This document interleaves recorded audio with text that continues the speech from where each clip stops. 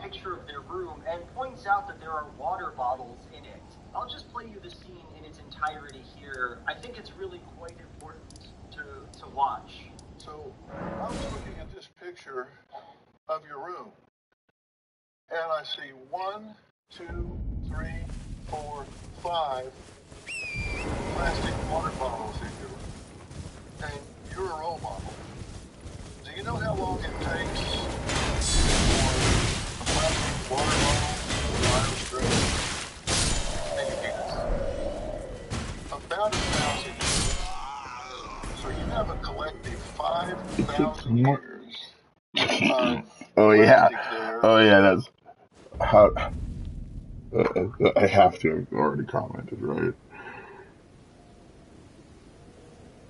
No, they're not organizing a queue to start degrading. They start immediately, and they're always degrading. It takes 1,000 years for a bottle to degrade. I see 5. That's 5,000 years. It's 1,000 years.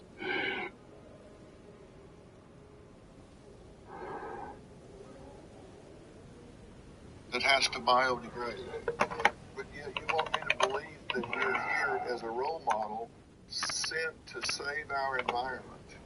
So, how in God's name is this tangent about water bottle sustainability doing anything to further Phil's argument here? Orin get thirsty just like any other cyborg do. Orin need to drink, and as they say very persuasively, they make no claim to be perfect. We are not perfect. When did that even come up, Phil? That Orin thinks they're I wish that he had just ripped it just on the logical line. It's just such a random gotcha that it kind of blows my mind. Also, I feel like I should add that this is some nonsense right here. Like, sure, it's probably not optimal to drink from plastic bottles, but not taking that personally won't do anything to solve climate change. It's a systemic issue. The expectations are actually perfect.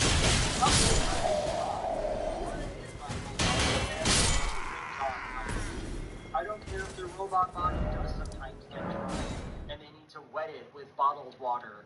I'm still proud of them. I wanted to round out this nothing video by talking about the most incredible moment in this entire interview. At one point, Bill was talking about Orin's delusions, and they have this interaction. To me, normal is something that does not interfere with healthy functioning and pursuit of goals. And you believe you're a kumquat if it doesn't interfere with healthy functioning and pursuit of goals. You believe something or you're doing something, and it interferes with functioning and pursuit of goals, then it's abnormal.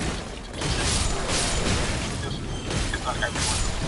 It's not everyone believes they have some special talent or hidden recognition to get them through the day.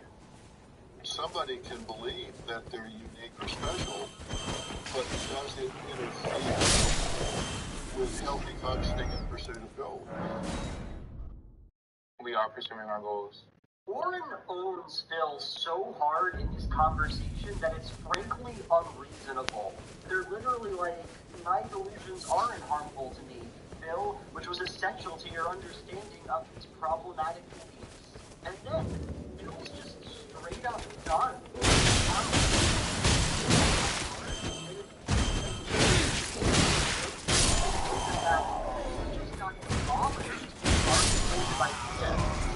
Well, then we flip back to the delusional part. And what I'm saying is, you have decided that you're a cyborg and you need to be willing to test that reality and see if it's true. I've really never seen an interaction with never seen in my life. Do I have a cyborg are in fact and there's no denying it. Thank you for the work you did here was more important than I think I will ever achieve in my life. Anyway, that's all. I hope you liked the video, and I'll see you next time. Bye. Whoa, that was pretty cool. That's probably what you're thinking right now, right? Like, you're probably thinking about going to the club. Well, if you are, I see it. College, the whole year, really awesome. Features options like what you can revolve, and you get access to Nebula, where you can watch my videos early, watch my bonus videos, and watch some cool stuff from the that check out the description.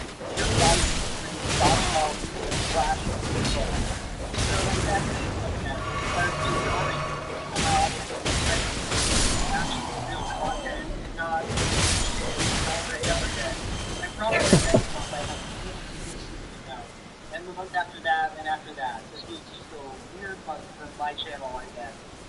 Like, comment, subscribe, want to on Patreon, if you feel like you want to do that. Just so you know, you also get access to all the bonus videos I make for Nebula. I didn't want anybody to feel ripped off or whatever, so you get those videos. And now it's time for my Patreon question. Is big as what is the ultimate bread? Sourdough. Give me some of that shit. Delicious. Okay, bye.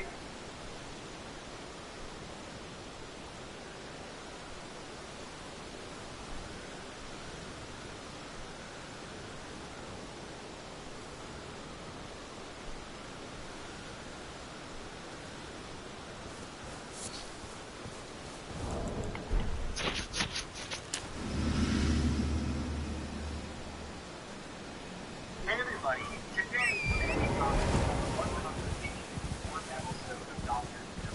It's a weird conversation, and Dr. Phil is fascinated for a long, long time, so I'm excited to talk about it personally. But first, I'm working with YouTube clips here. I've tried to put hard to find an episode online, but it's almost impossible. And while there are a lot of clips in this particular conversation, we're going to be working with somewhat incomplete info here.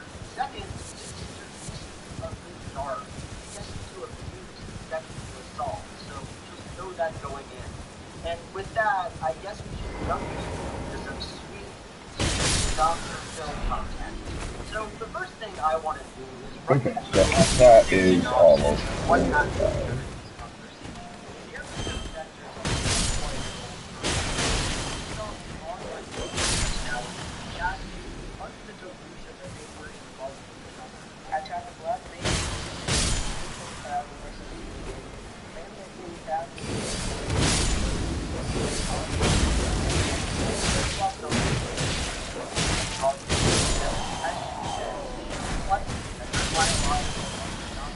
So, and felt that the producers had assured her that the mother wasn't coming, but here she is.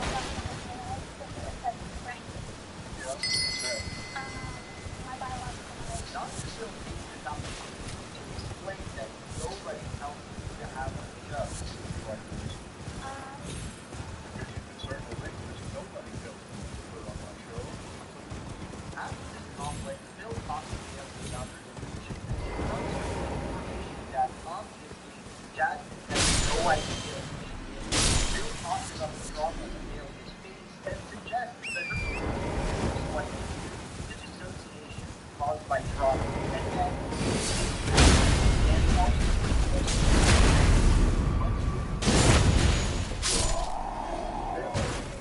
Here's the thing. Nothing. Hang out with my fun. I will be your spectacle. I will be your laughing spectacle. You can all laugh at me. It's You fun. know what? I think we're just going to shut this down because I'm not into all this melodrama and you playing the victim and everything. So you're saying the audience is making a spectacle out of you. That's not what I'm about. That's not what I do. I had you come here to help you.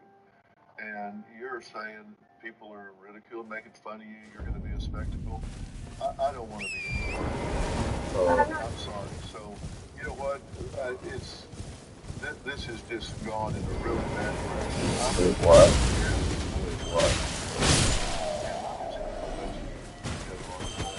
Wow. but that that last moment there obviously jumps out at us. It's extremely jarring and odd, and that's for a few reasons. First, Billy has just been through a huge amount, discussing her traumatism, death,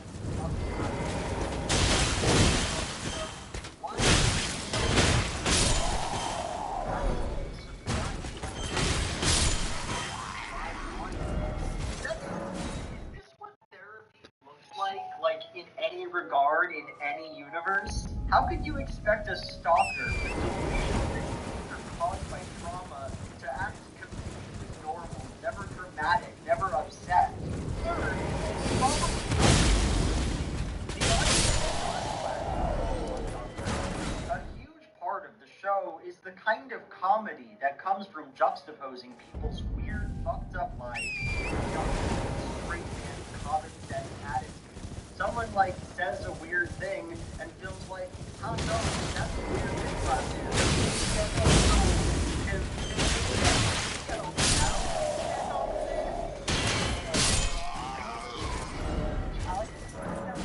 Common sense alert. Laugh at this person. Laughs or claps.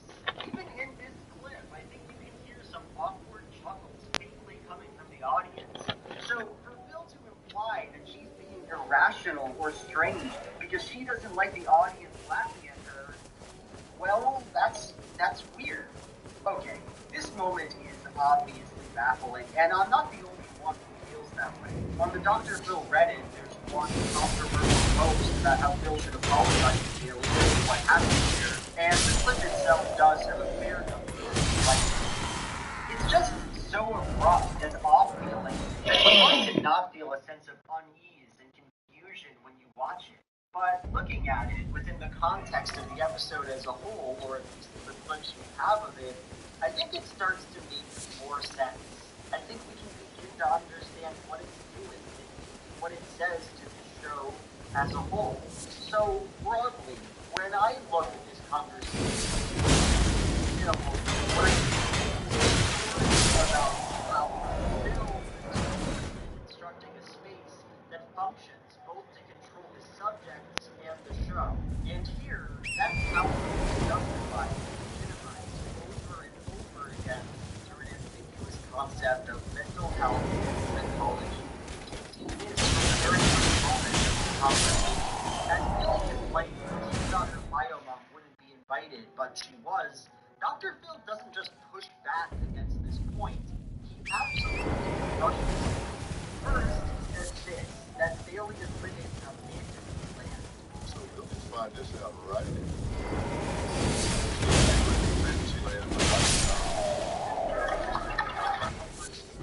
Conflicted choice of words, considering that she's literally there because of her delusion. Instead, he brings out a producer to repeat the party line a few times. Nobody assured you that your mother wouldn't be on the show. When we talked on the phone last night, and I asked you if she was coming in to get on the plane, but I can't get on the plane tonight. There's no flights that come out tonight. But Bailey. Yes. I just read it. No, I'm not I think it's relevant that her claim here that she just didn't know who was coming on the show seems dubious. She didn't know at the time, but she's not living under a rock, right? She's part of the production of Dr. Phil.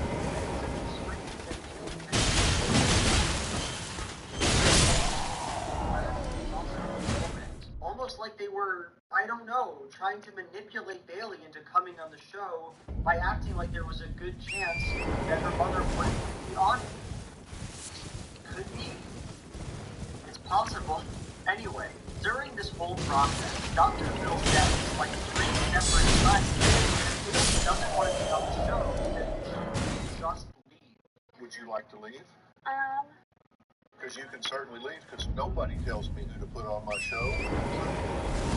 Including you, young lady. Or whatever you want to do, but that is what it is. But if you want to get off the TV right now, that would be fine with me. At this moment, brother Phil is the people, and Phil is telling her point blank, you're a You could be a little bitch in But front of still, 50,000 million people. Well, I don't think you want to be a little bitch. Child to be scolded and put in her place. So tell me, you want to see or you want to... It's up to you, bud.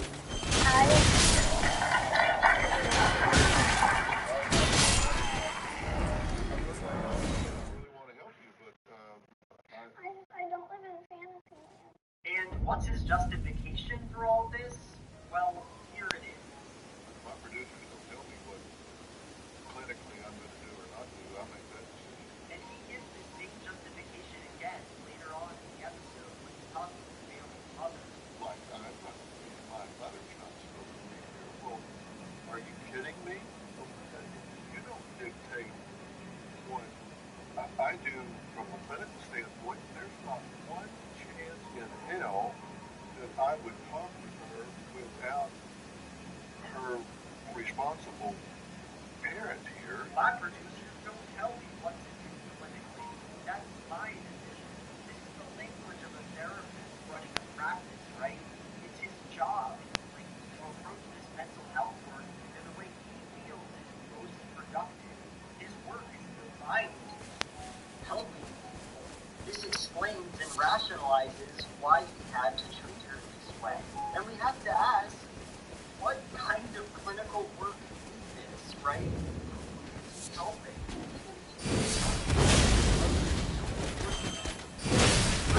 It doesn't mean she's doing something wrong by not liking her mother's presence or thinking she got different information than she did. She's not attacking you, Bill. She's not harming your clinic. What her feelings are. Anyway, let's move on to the next main moment of the conversation. Oh, feelings. I forgot about those. So, third out of the night,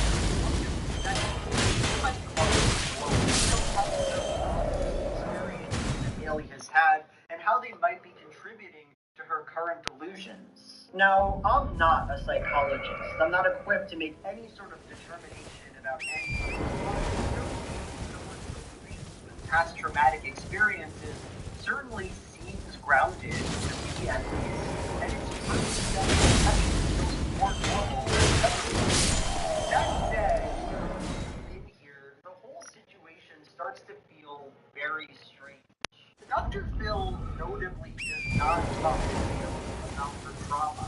In fact, both literally and figuratively puts as much distance between her and possible.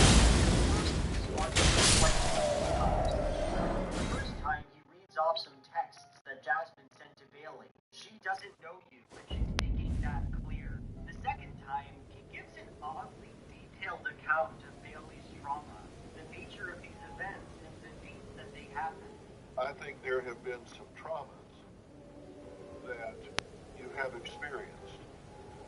And in September of 15, there was a stairwell attack. Then next, summer of 16, you experienced rape by a friend. That's very traumatic. And then somewhere between summer of 16 and October, November, which we get to in a minute, there was an isolated incident with a boyfriend. He does this for around a full minute. This is what I'd like to call a psychological inquisition. Bill does not stand at this smartboard in a moment of cooperation with Bailey. Rather, she is positioned as a specimen, the details of her life used to explain and conceptualize the problem that she represents, her delusion and bad behavior.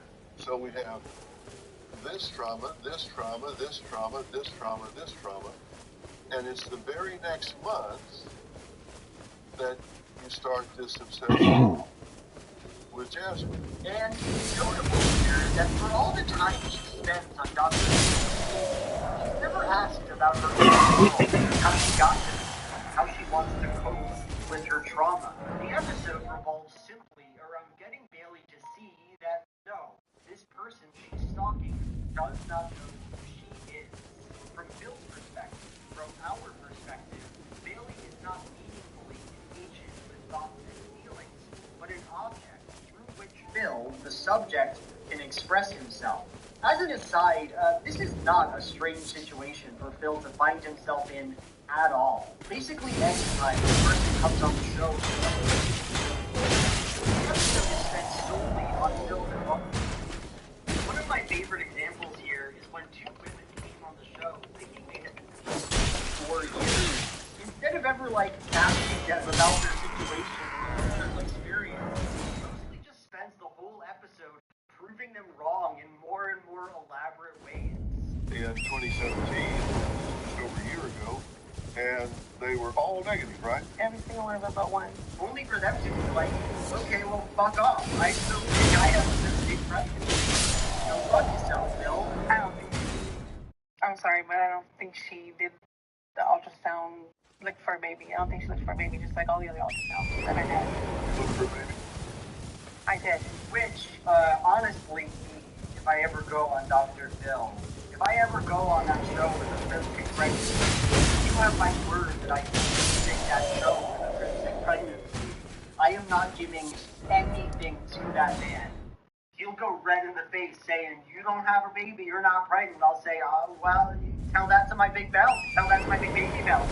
Phil, that's my sworn oath to you.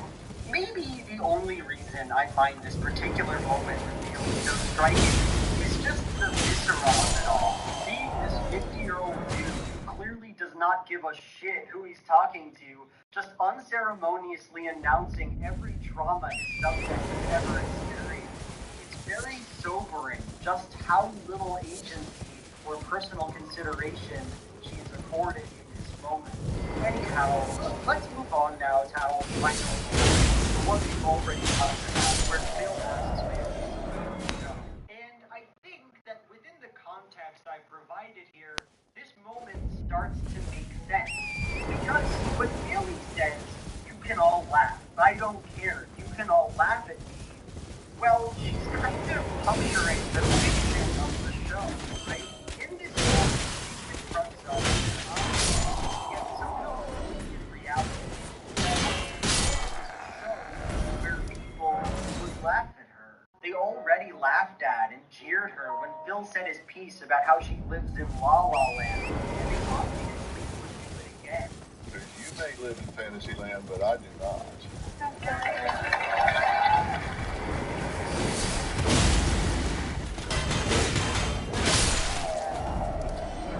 Dr. Phil's power. You are not running a clinical practice. You ranted at someone for 3 minutes for expressing sadness. You're not a professional thinker. You're not plumbing the depths of anybody's brain. You're giving a surface-level, non-empathetic breakdown of all the times someone is great. This show is a joke. People are laughing. And so, it makes a kind of sense that in this moment, Phil abruptly ends the conversation. Because you can be a lot of things on this show. You can abuse your wife or children. You can be belligerent. You can steal. You can be there just to get famous to increase your exposure. Dr. Phil doesn't mind any of that at all. But what you can't do is look behind the curtain. You can't talk about what this show is doing, about how it is constructed. In the final part of this clip, as Bailey is being escorted away, we should, by all rights, not just feel that this is some strange behavior going on, but also that it's a complete now.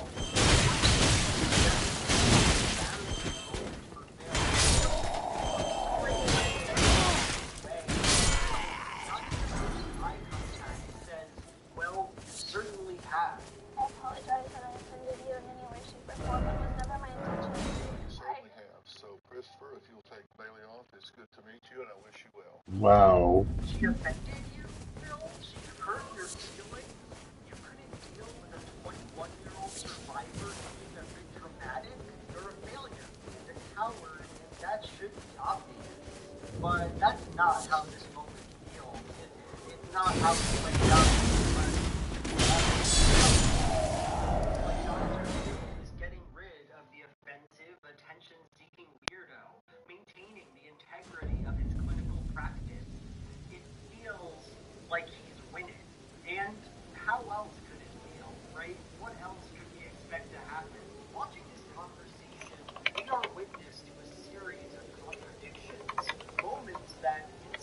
please ask us to ignore our own minds and doubt our ability to interpret what's going on right in front of us. Bill is supposed to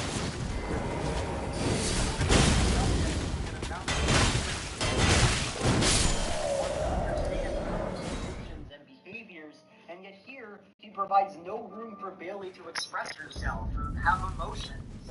He instructs his audience to laugh, yet condemns people for observing that fact.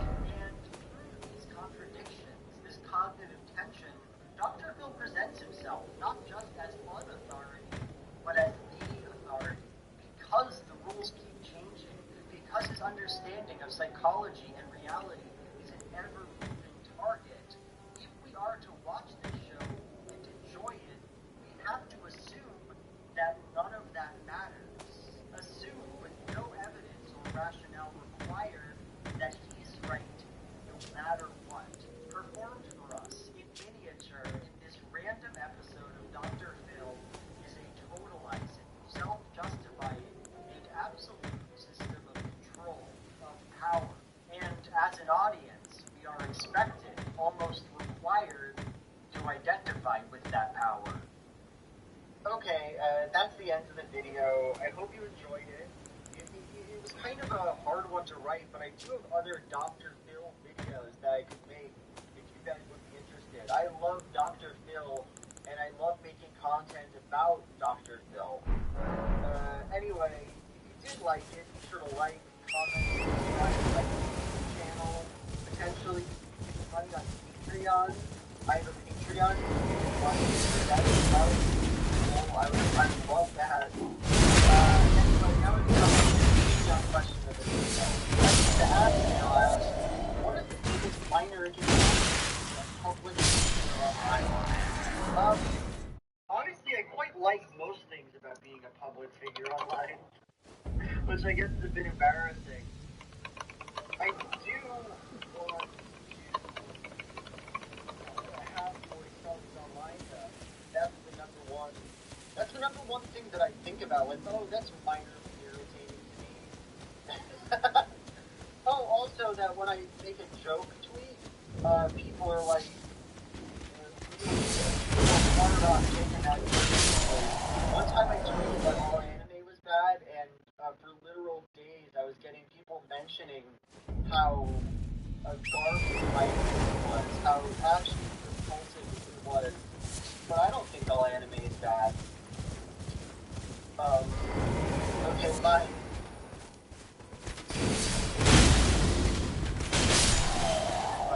So Dr. Phil,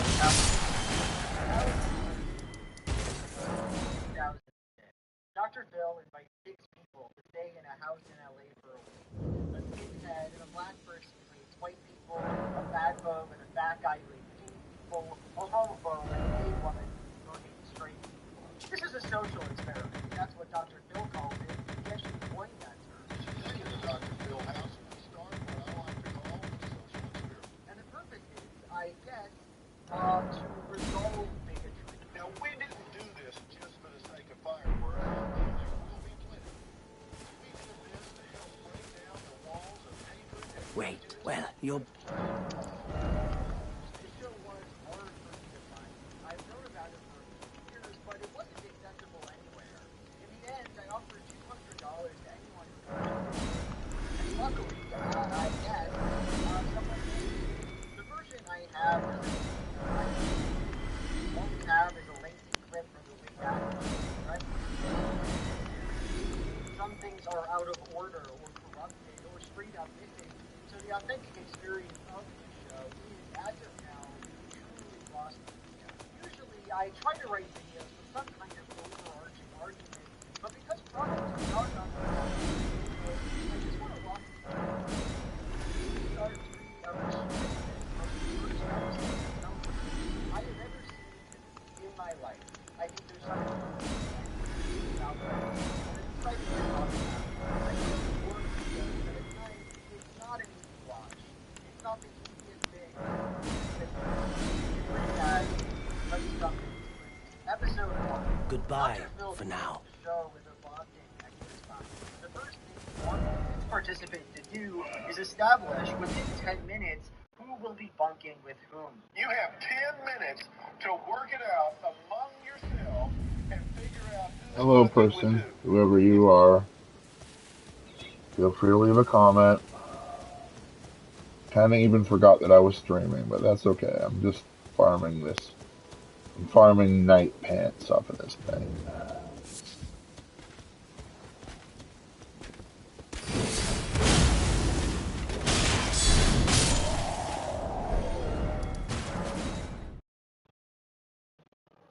You can't meet this challenge within the next 10 minutes, you will not receive the team and you will be forced to crash in the living room together. Cipher, this is discussion.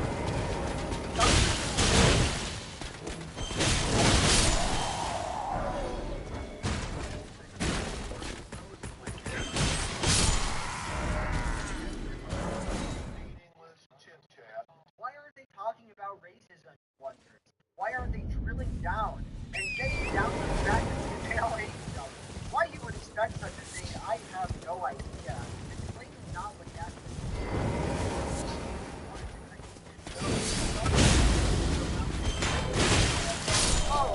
this isn't going to work out at all. This show is and establishes who's going to bunk together. Well, I hate small talk, chit chat, and cocktail parties, so I'm going to waste a few minutes of my life. Starts in what he calls social experiment. One of the first things Dr. Phil says to the group is that he's not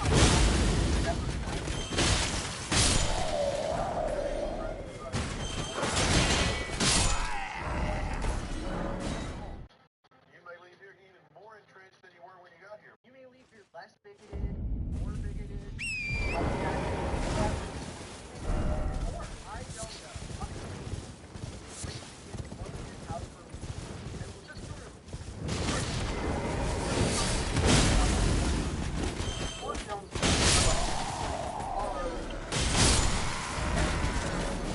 Discover a kind of fundamental problem with this show. When I describe Dr. Phil's house in the future, that's not usually something important. Like, on one side, you have the people who represent action in the real world, people like the president. And on the other, we have the market.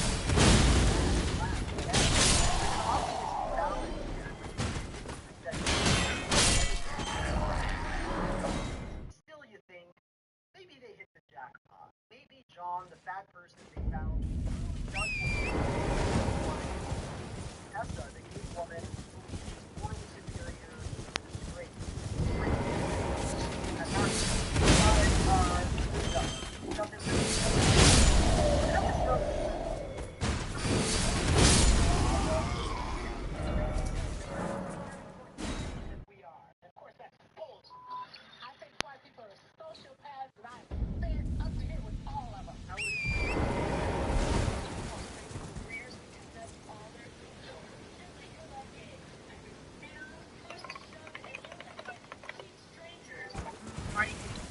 So much.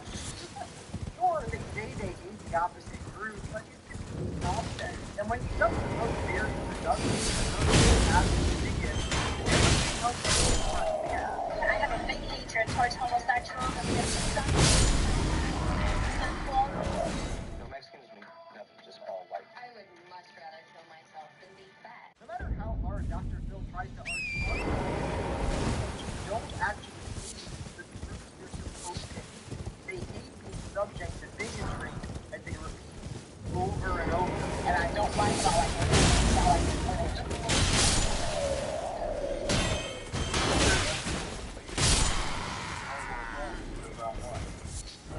That's the thing about Dr. Phil's House of Hatred. From its first moment, it cannot conceal the reality that none of it makes sense, and it has no idea what it's actually here to do. My biggest concern about being at the Dr. Phil house is that I might be the living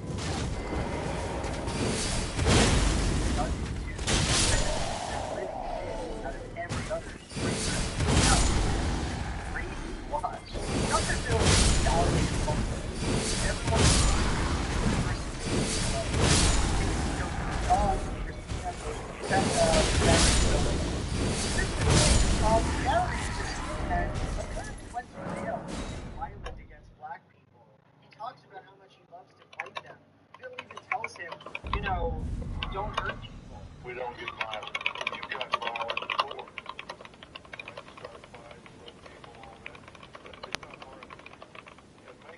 okay? You attack somebody on my watch, I will put your happy ass under the table. And this guy is just going to be sleeping in the same room with a person from the group he was ostensibly brutalized. And he seems kind of worried about it, and so am I, frankly. Does he expect me to sleep in the same room with this guy? This guy can just like slice my up so tight. But I guess it's all okay. It's all fine. You know, Phil mentioned it. Dr. Phil is doing a little looking.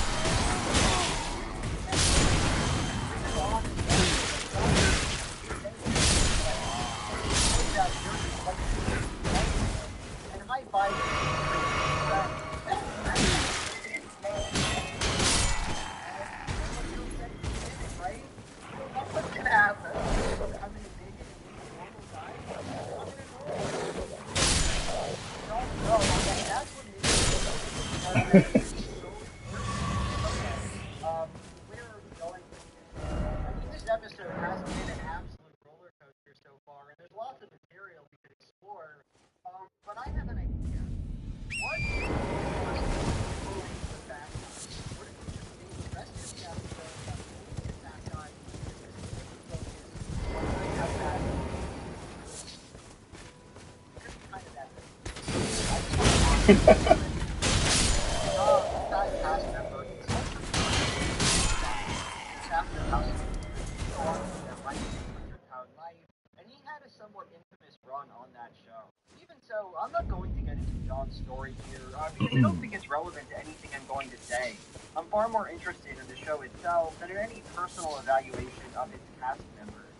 At any rate, I just wanted to say that, because if I don't, it will be distracting to some people, and it'll be the only thing I read in the comment section for the next 1,000 years. My evil heart, anyway, on with the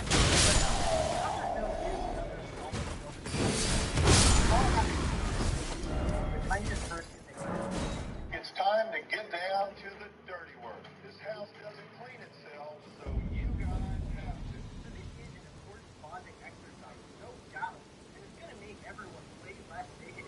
But John just kind of did this. After making a cursory effort to clean, sits on the couch, you know, finished his standing up for his things, get really mad at him, and Dr. Phil agrees. Get up and go to work, John.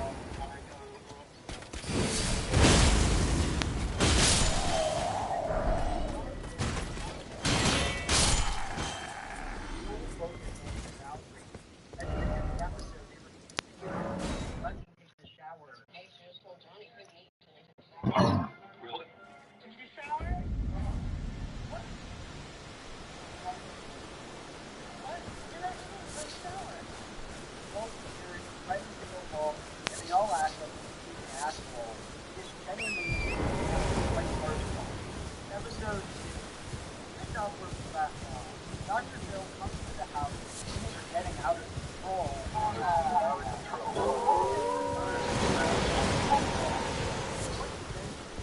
It's so odd that I think I have to go through it bit by bit. What is the Now, what I want to know is why I shouldn't run your ass out here on the road right this makes sense? But it's vital about what responsibility is. The actual conditions of this house.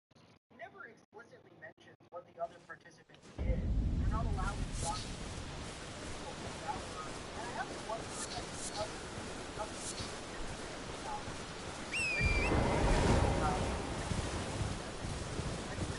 It's not a house in LA.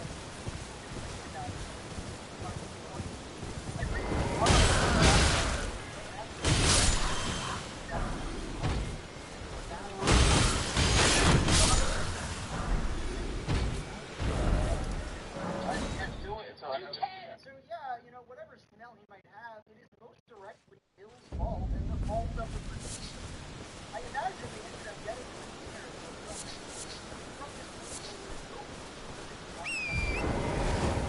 what was it?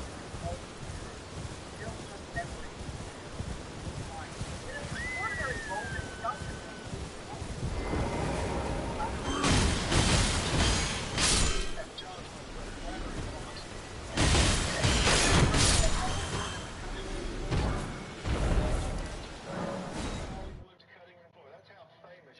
That's right. He plays the tape on national television after already showing all of the events in the podcast. Then, that's getting left on the cutting room floor. Frozen to the ground. It's going nowhere. That's what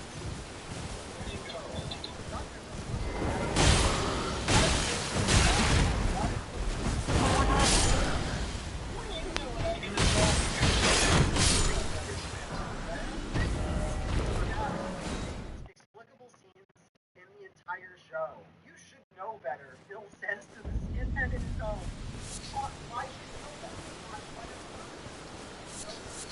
I thought the whole brought this guy under that he was a racist. You know, he has a swastika tattoo. He fights black people. He talks about not liking people of other races. I thought that was the idea for the show. But now we're like, come on, Gary. You're the moral compass here. You're the shining light. All this is friends. Bill now turns his wrath to me, and you won't believe what he says. Come on,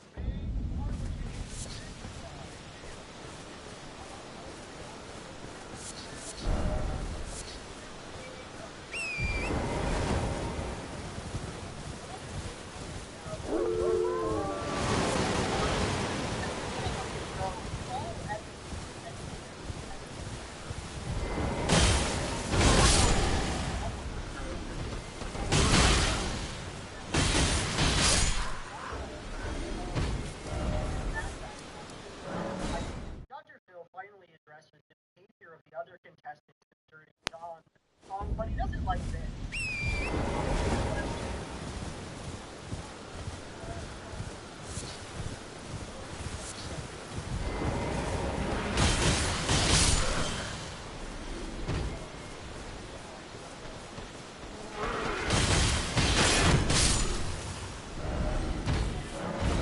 With John's presence on this show, see, Phil isn't actively like let's say that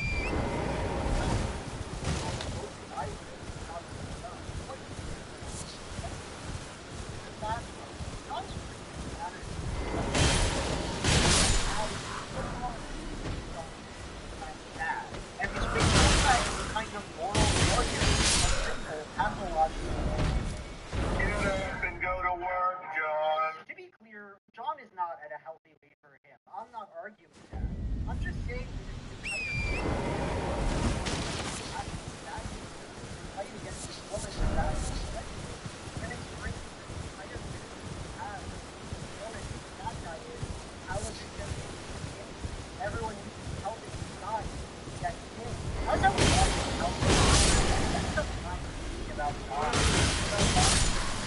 if they wanted to work, they could have found a less disabled fat person, one who could more easily clean up, who could take a shower or whatever. But I think John is a convenient choice because he allows Phil, allows the cat, allows the audience to not question if the only bad person if everyone, including the person himself, that he has to when we are given permission to see sadness with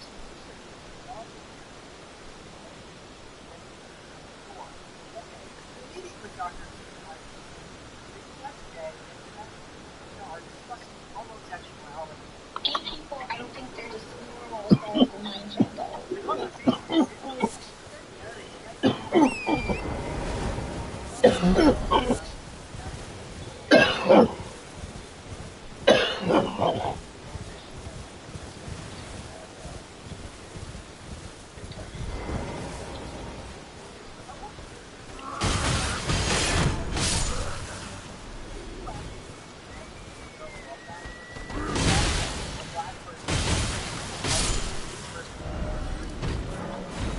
imagine a place that would solidify these emotions more. Because all that we've seen, what the entire show has been about up to this point, is a kind of bigotry where it turns out that everyone is marginalized people from that marginalized group. The whole house ganged up on John for being too fat. John and Gary ganged up on Black. Gary and ganged up on Vincent. What people looking for but that that's what I think. Now we come to the exercise, and this one's a barrel of laughs. What if we sat down, everyone, and just had them say why they're bigoted against each other? Get the skinhead, put him across from the black person, and have them just say the N-word at him. We sat down with the exercise. And that'll make everyone feel just a little bit more comfortable. And add to the spirit of feeling, which is really what this show is all about. I think it's always high bar personally, and that's because of Dr. Phil's reaction.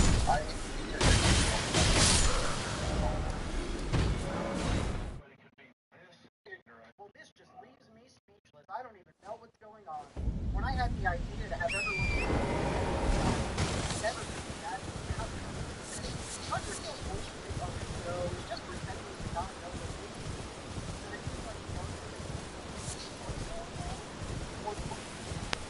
And that's good.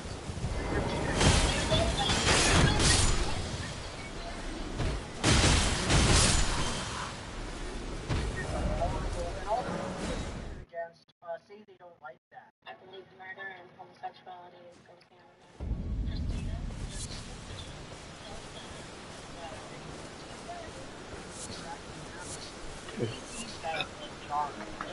I'm gonna probably want to do 2 clips actually. Yeah, it's gonna be quite heavy. I mean,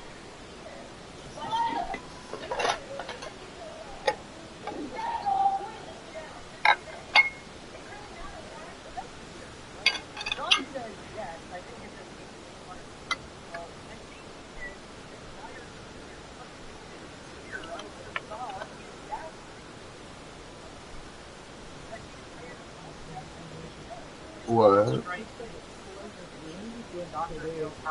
think it's taking a little break right now, but so 2 trips was enough.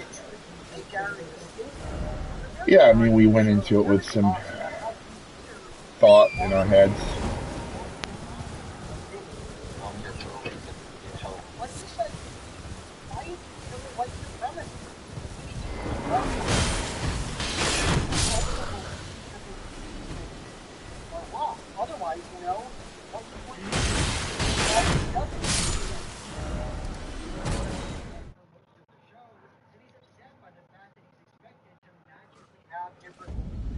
When I was told to come here and ask me to be myself, I was myself, and I got dogged on the corner. Here's the problem, and Dr. Phil's house is a show about his own also a show about his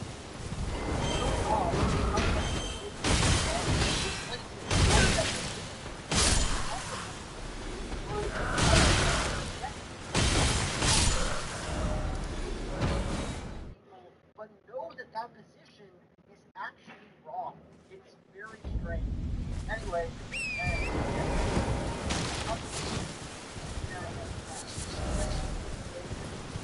and his mother had a girlfriend and chose that girlfriend over her.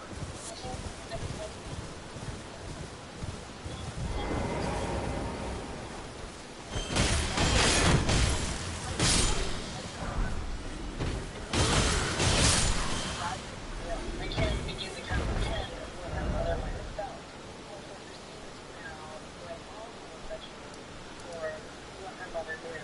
This daughter's I don't think Tyson received it well. Yeah, she had a lot of bad experiences because she had to follow straight people telling her about her own stuff and what I went through.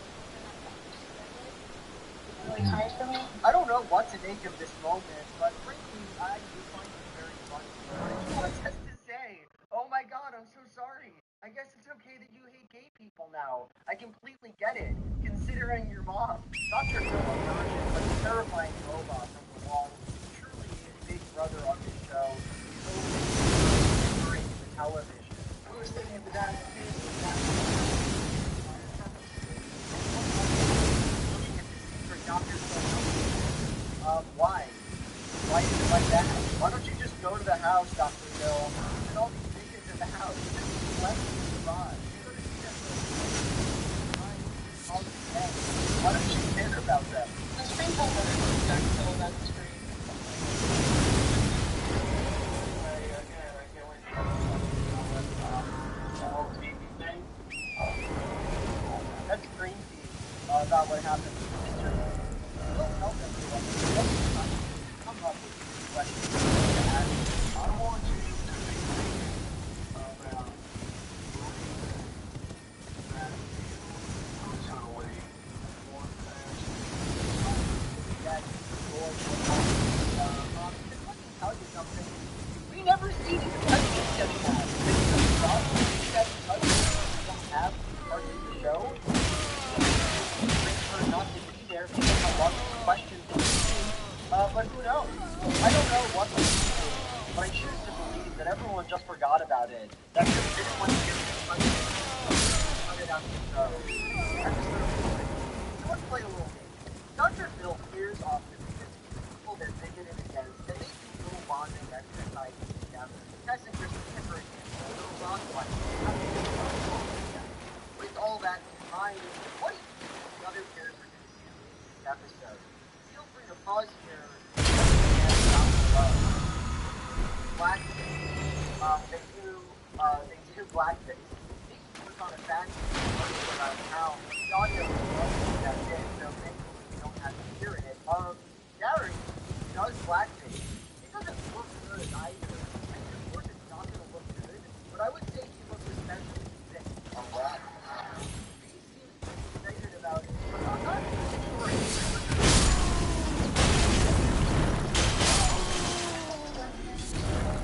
run down to the bathroom. Black people aren't so bad. I can get the perspective on life and What do you need? I don't want any trouble. It's night now, and watching Skip and Gary goes around the neighborhood. So, like, where can I get a good pizza? You know where Baja Fresh is. You know where Baja Fresh is? Oh, that's so good.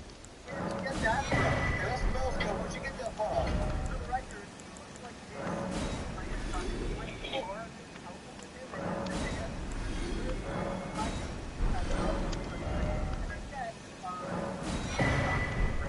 All done?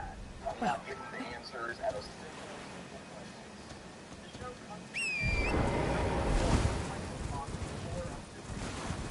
I don't know if he ever talked to Tina and Cass if they don't have that section on video. But doing this strange and horrible. Let's start with this. By the end of the show, we developed, I guess, a real relationship with Gary. Like, And it just kind of walked like this. Cass was like, hey. okay, so That's cool. yeah, that's great. You know, I have no problem with never actually heard anything about herself. She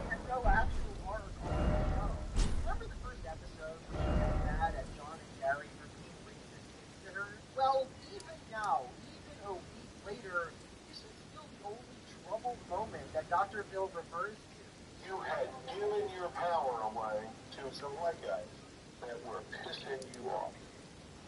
Yeah.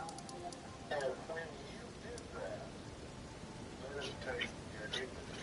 You yelled at white supremacists one time, but look how far you've come. Absolutely magical, the changes you've communicated. Anyway, let's move on to Gary. So Gary ends the show less racist, I guess. He took dinner for he and her friend and says he wouldn't call them the N-words anymore. After tonight, I will not call B and her friends. No, I'd call them actually African American. In his conversation with Phil, though, something interesting happened. You made a decision early on that you didn't have any worth or value. Your father hurt you. He made you ashamed. There wasn't anything you could do about it, was there? No. And you wanted to. I was afraid. What are you going to do when you're a little kid? And ever since, you've been trying to find somebody that you could feel superior to. Color, race, you've been trying to find somebody that you could put down so you could feel superior. That's right. Phil explains Gary's racism with trauma. This isn't the only time he does this. Earlier in the show, Phil says something very similar about Christina. This hatred has nothing to do with gay people. It has to do with the sense of betrayal she feels with her mother. You're not actually gay. You don't actually care about gay people. This is all a response to childhood trauma. Now, I'm not going to disagree with Phil entirely here. I think it's possible that an abusive parent could lead to someone having unproductive, harmful beliefs of various kinds.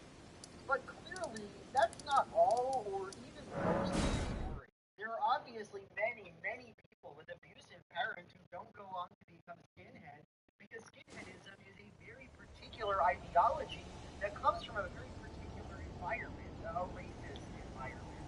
Two facts we can say pretty clearly about Gary's father, at least as he's described on this show.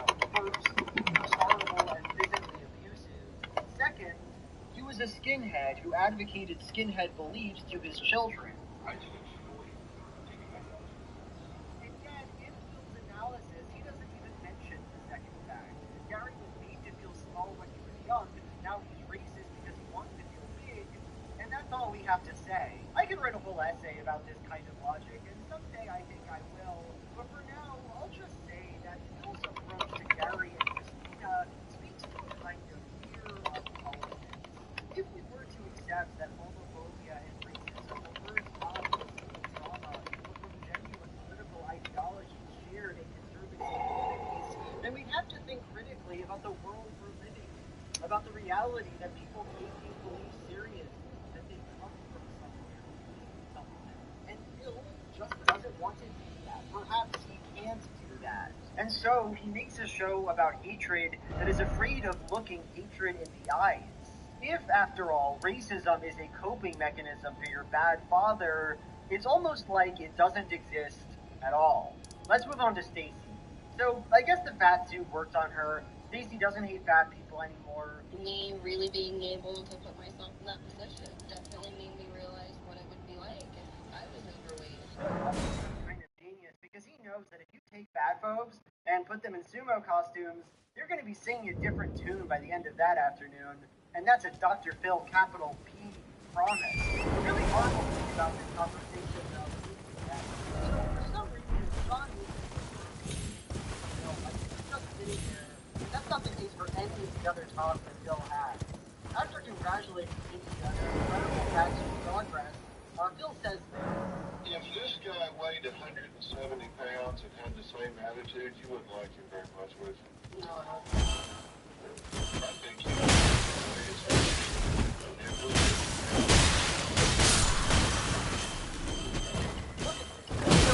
dumb, John, shit. Like, no matter what. I don't care what kind of person John is. This moment is evil. And so we come to our last contestant to talk about John. And this conversation with Phil is so strange, and that's mostly because of the first moment.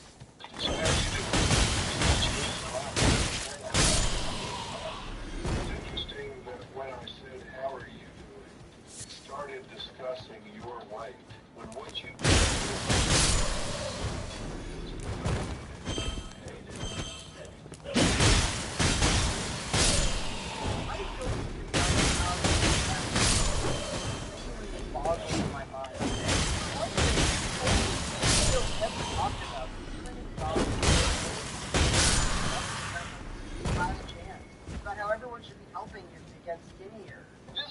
probably his last chance. This is probably his last stop on Cipher. But now, the guy talking about his body, how dare you? And this makes me no, none of the activities brought onto this show actually we're talking about this.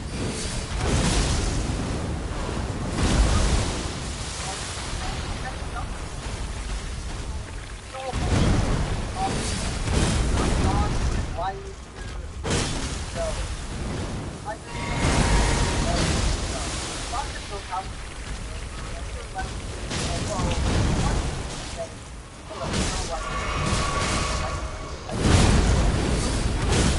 yeah, I have ever seen and it's not educated on what the show does do. It does morally and defensively. I could say that Dr. Phil is the great inspiring for 2023, and I think it makes sense to move off by focusing on his absolute lowest moment, the lowest of love.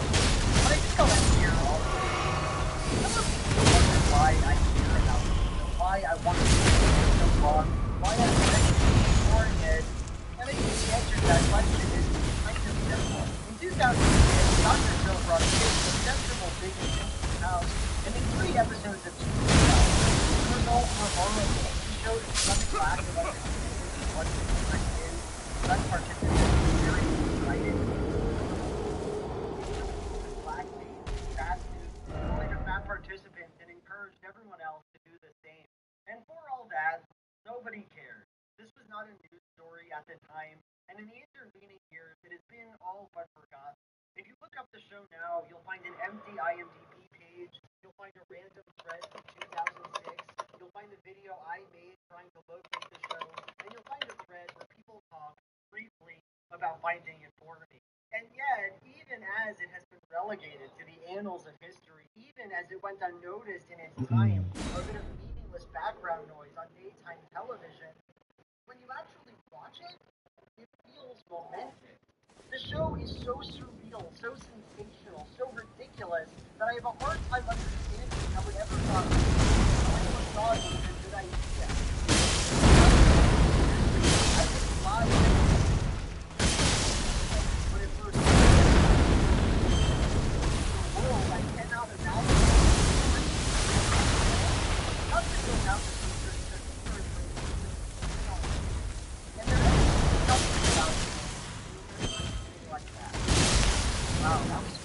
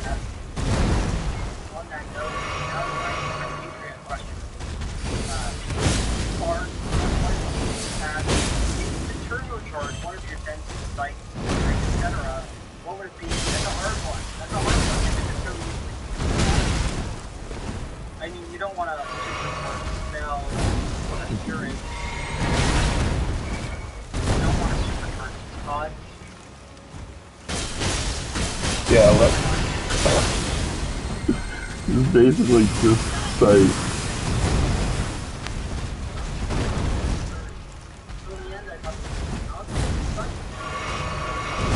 The only one that is potentially terrible.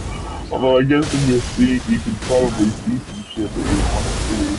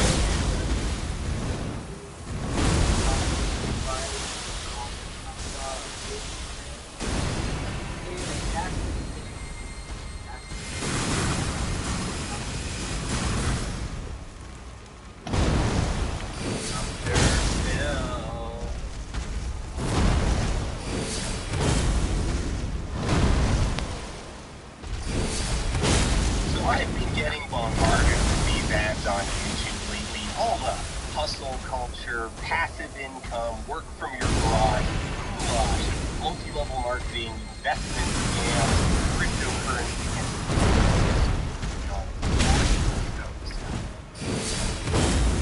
if you're outside my garage, just bought this new Lamborghini. Want to know the best way to make income online? Make it possible.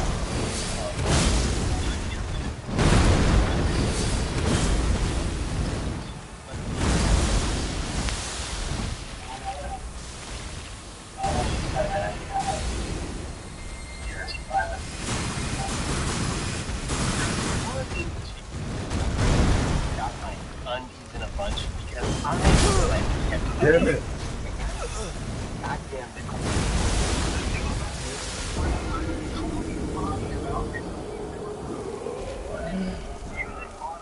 I've been getting paid $1,000 a month, if not more, just from this app on my phone. And I don't know if you can.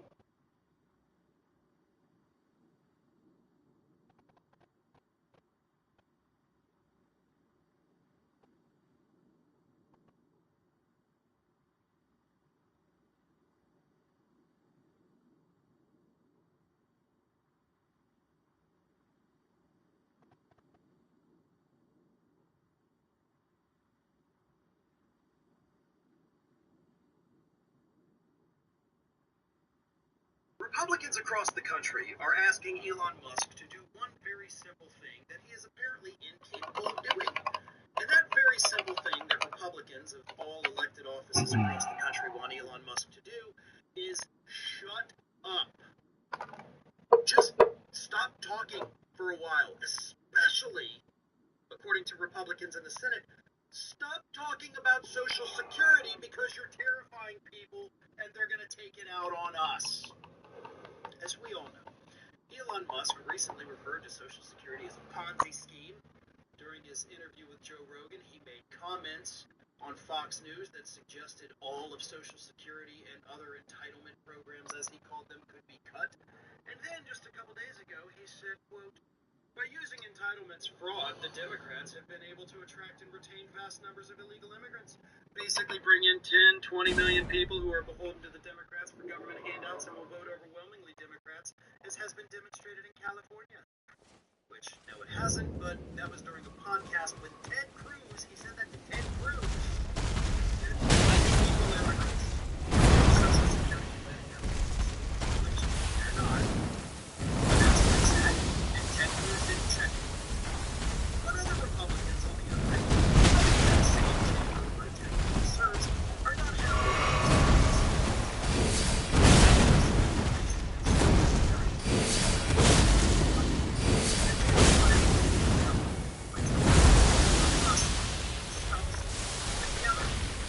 with Republican Senator Lisa Murkowski. It doesn't help the president to have somebody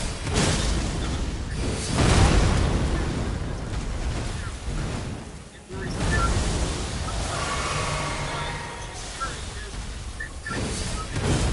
Social Security has been by the president very clear right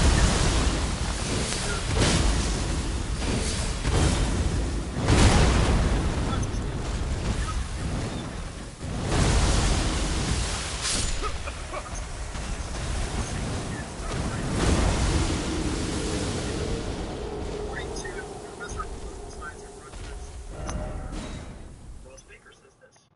Going after the United States Institute of Peace is one thing. Going after Social Security is something entirely different. It's really poking a stick into the hornet's nest. The ironies of a person of such immense wealth targeting a program that provides a modest benefit to ordinary people has the worst possible aura about it. So, political scientists are saying, hey man, you're really making things bad for the Republicans. Republicans are saying, man, you're really making things bad for us. And Elon Musk goes out there and says, I don't care. I think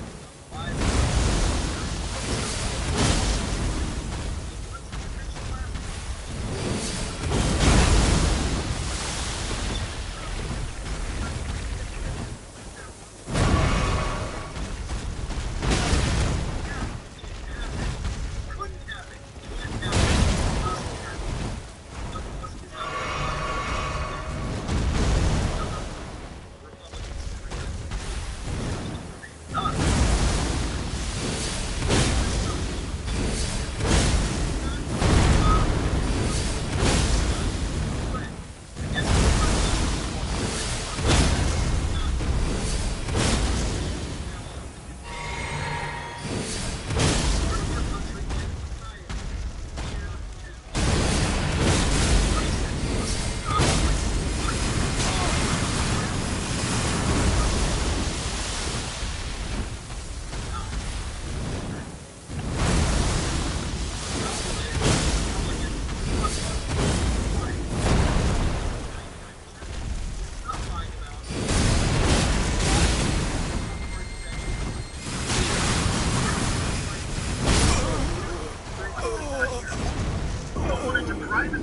Oh, During the beginning of the George W. Bush administration, put it all in the stock market, right?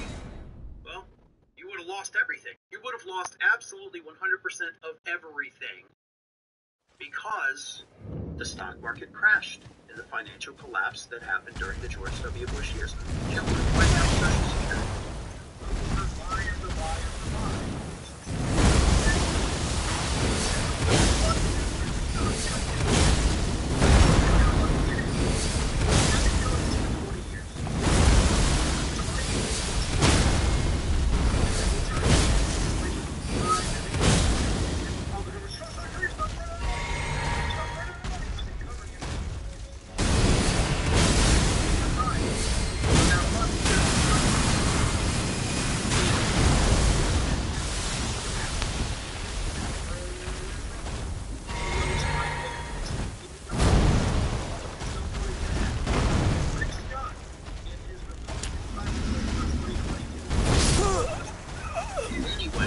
oops. For basically killing Social Security, not getting rid of it, but making it completely.